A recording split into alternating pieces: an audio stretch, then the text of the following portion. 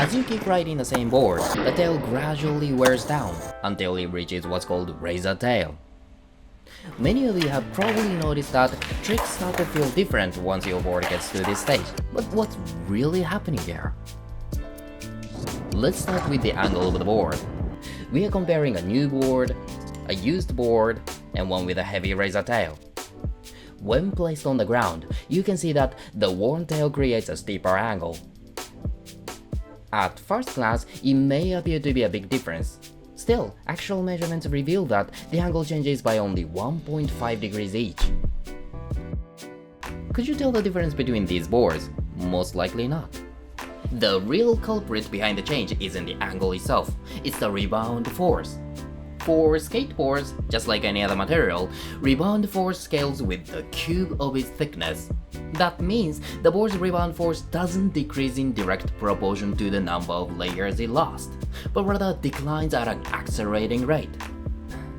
Imagine an 8-ply deck that has worn down into a razor tail.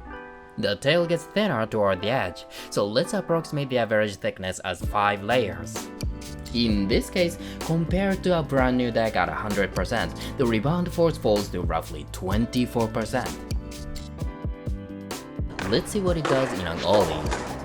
First, when you pop the tail with your back foot, the razor tail flexes more than usual.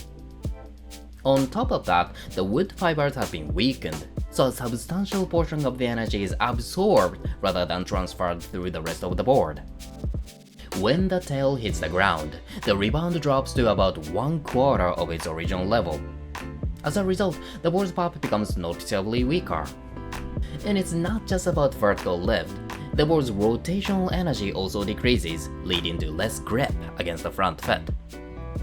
Even if you try to slide up your front foot, the board fails to stay with it. Normally, the tail rises because of the difference in velocity between the nose held by the front foot and the board rising upward.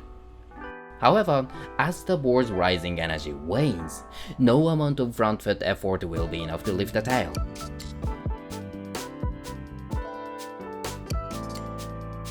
Unfortunately, razor tail is inevitable. The more you skate, the more the tail wears away. But you can slow down the process. Avoid using the tail as a brake.